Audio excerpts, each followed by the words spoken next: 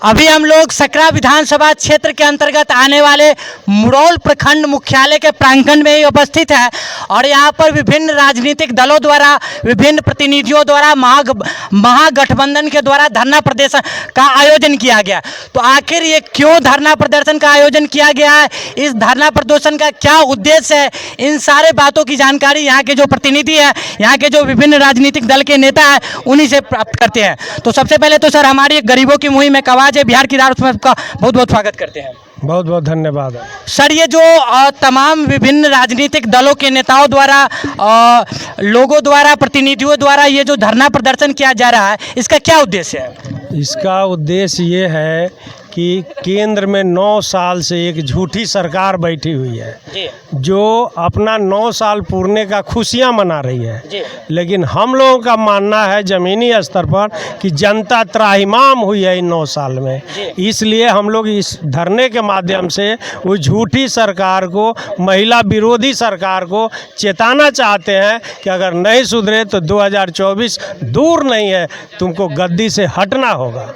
चलिए सर, इस जो ये मुद्दा छिड़ा हुआ है, जो लोगों को धरना प्रदर्शन यहाँ पर लोगों के द्वारा किया जा रहा है, इससे आम तबके के लोग को क्या फायदा होगा? आम तबके के लोग को फ़ायदा कैसे होगा? जब तक ये सरकार 9 साल वाली सरकार जाएगी नहीं, ये जाएगी तब ना। आज आप बताइए कि ओलंपिक पदक जीती हुई महिलाएं, लड़कियां जो देश का झंडा अपने पीठ पे लेकर के आई और देश के प्रधानमंत्री ने उन्हें अपनी बेटी कहा, वो बेटी दिल्ली में मारी मारी फिर रही हैं। और इसका आतंकवादी जो है ब्रजभूषण सिंह सांसद भी है और भारतीय कुश्ती संघ का अध्यक्ष भी है, वो रंगदारी से उन बेटियों पे कटाक्ष करता है। उस देश के ओलंपिक वाले पदक को 15 रुपया में मिलने वाला पदक कहता है। उसके बाद भी देश का प्रधानमंत्री, जिसको अपनी बेटी उन्होंने कहा, अपनी बेटी के साथ भी वो न्याय नहीं कर पाते हैं, तो ऐसे प्रधानमंत्री को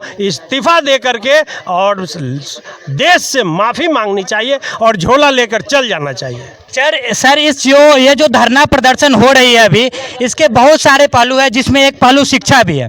मेरा प्रश्न आपसे ये रहेगा कि केंद्र में शिक्षा नीति को बदलना ज़्यादा जरूरी है या फिर बगल के स्कूल को?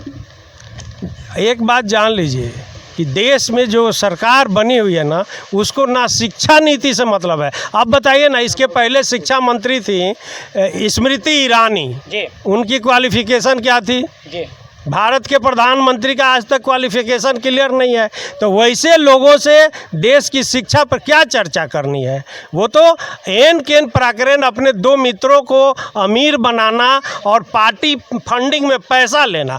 आप देखिए, एक बड़ी बात आपको बता देता हूँ आपके चैनल के माध्यम से कि प्रधानमंत्री रिलीफ फंड होता है, जिसको आप पहले गूगल करके आराम से देख सकते थे कि इसके अंतर्गत कितना फंड है, कितना पैसा है। उसको इन्होंने डिलीट कर दिया, छुपा दिया, आप देख नहीं सकते हैं। क्या करते हैं वो पैसा अपने फंडिंग करके? आप बताइए, कोई ऐसा देश का आज़ादी के बाद प्रधानमंत्री हुआ क्या जो एक वार्ड के चुनाव में भी चुनाव प्रचार करता हो? ये तो प्रचार प्रधानमंत्री है।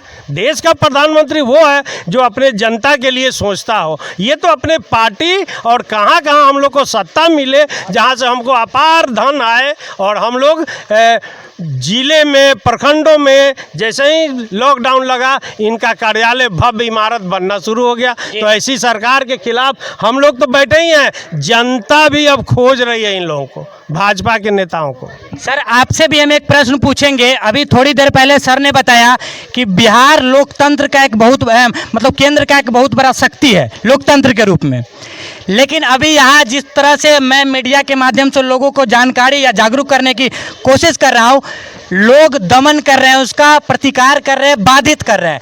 तो लोग ये जो मीडिया को या फिर प्रेस की स्वतंत्रता को बाधित कर रहे हैं, उस पर आप क्या कहेंगे? देखिए, जितने भी आज तक के धरना प्रदर्शन या विरोध हुआ है, उसको दमन करने का क्या कहता है कुचक रचा गया है, लेकिन मीडिया जो है सो चतुर्थ थम स्तंभ है, इसलिए उसको दबाया नहीं जा सकता। किताबों में स्वतंत्र माना गया है, लेकिन आम जैसा कि आप देख रहे हैं, आम पहलुओं में उसको स्वतंत्रता नहीं दी गई है।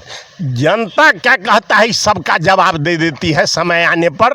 आप क्या कह निश्चिंत रहे, प्रेस हमारा स्वतंत्र है और स्वतंत्र रहेगा। जो पार्टी अगर इस पर प्रतिबंध लगाएगी, जनता उसको प्रतिबंध लगा देगी।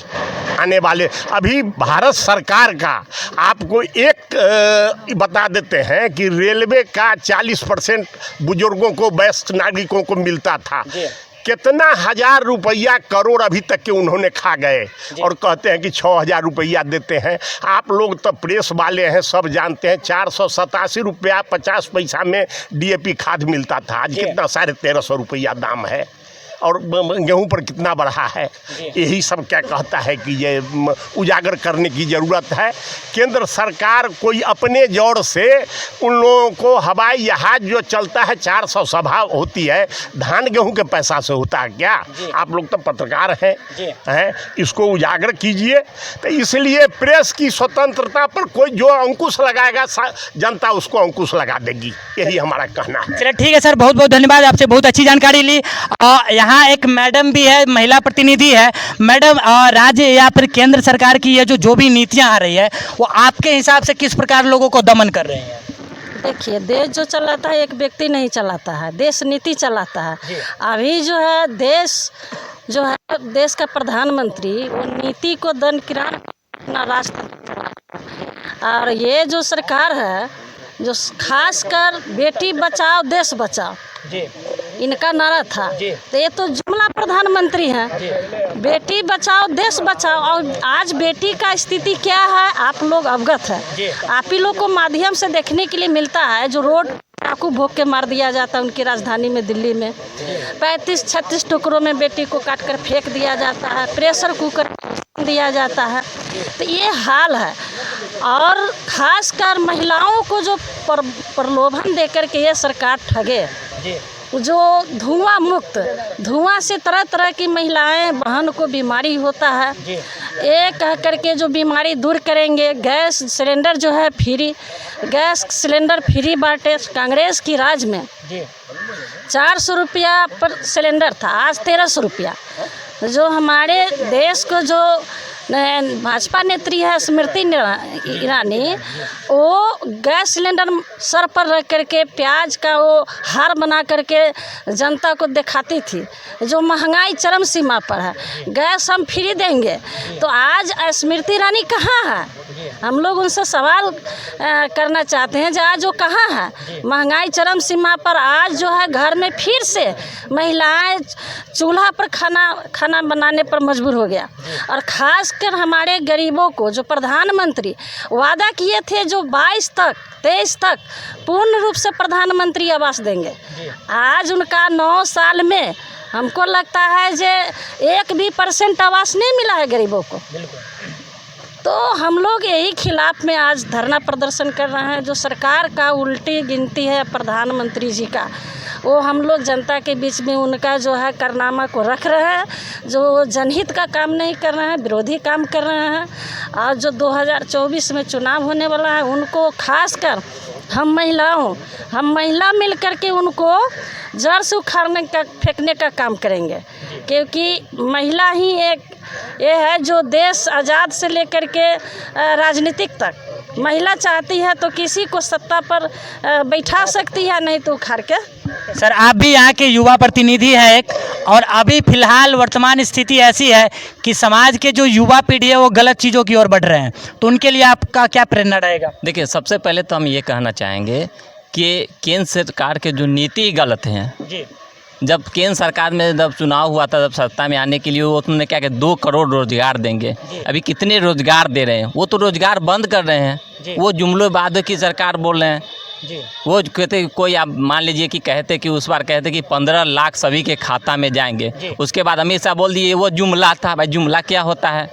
ये जुमलाबाजों की सरकार है।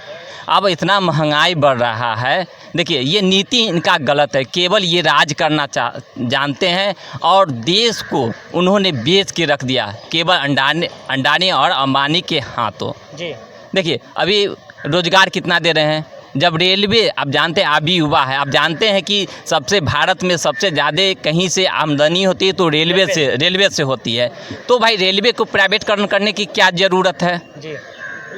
फिर बेचने का, स्टेशन बेच रहे हैं, रेल प्राइवेटकरण कर रहे हैं, और बुजुर्गों को मिलता था 60 वर्ष से ऊपर वाले को जो मिलता था उसमें रिजर्वेशन में मिलता था, कंसेशन मिलता था, वो बंद कर रहे हैं। क्या है?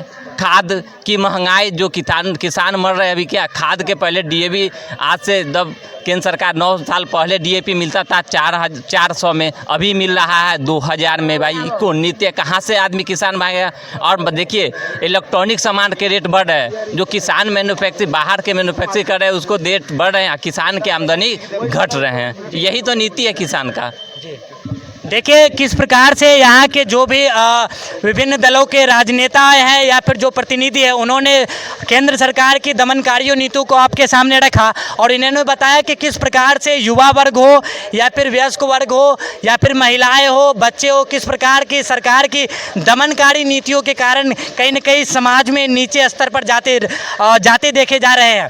तो कहीं न कहीं इन सारे बातों से निष्कर्ष यह निकलता है कि इन सारी दमनकारी नीतियों के पीछे अगर कोई कमी रह जा रही है तो आम जनताओं की जागरूकता की कमी। जिस दिन हम आम जनता जागरूक होकर के केंद्र में या फिर राज्य में जो बैठे सरकार है, सत्ता है, उससे प्रश्न पूछेंगे तो उनकी आसन हिल जाएगी और कहीं न कहीं ये जो दमनकारी नीति जो हमें समाज में नीचे गिराने का कार्य कर रही है वो भी एक न एक दिन खत्म हो जाएगी।